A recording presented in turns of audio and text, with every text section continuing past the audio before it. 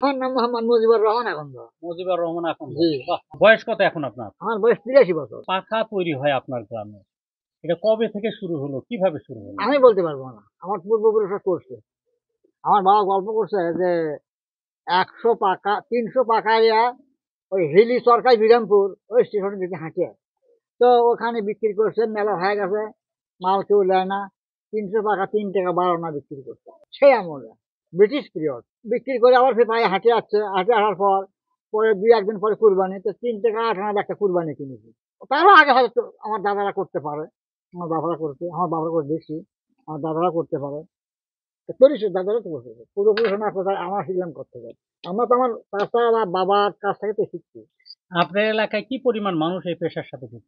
ধরেন এই পৌষ মাস থেকে আরম্ভ হয়, ভাদ্র মাস পর্যন্ত চলে। পৌষ মাস থেকে আপনার তৈরি হয়, ফাল্গুন মাসের ১ম থেকে বিক্রি হয়, ভাদ্র মাস পর্যন্ত চলে।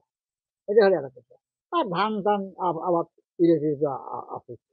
ইনকাম আগে তো খুবই কম আছিল, তাতে ভাত জুটতো না, মাল ফেলে পারে।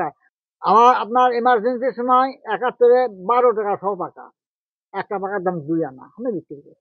হতে হতে ১০০, ২০০, ৩০০, ৫০০ এরকম ভাবে বিক্রি বা দর বেড়ে যায়, পণ্য দ্রব্যের দর বেড়ে যায়, আরো দর আস্তে আস্তে বাড়ে। এখন হয় মোটামুটি পেটে ভাতটা খেয়ে কথা চলে যাচ্ছে।